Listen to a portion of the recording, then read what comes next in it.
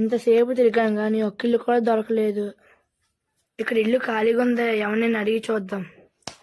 ఇల్లు ఖాళీగా పడి ఉంది. ఏ బక్కలగాడు కూడా అద్దెకి రావడం లేదే. అన్న ఇల్లు ఖాళీయేనా? అవునా, మీకు ఏమైనా అవునన్నా, కావాలా? కావాలి. ఇల్లు మంచిదేనా? చాలా మంచి తమ్ముడు, చాలా మంది కలిసి వచ్చింది కూడా. సరే అన్న, అమౌంట్ ఫోన్ పే చేస్తాను. ఇదిగా తమ్ముడు కీస్.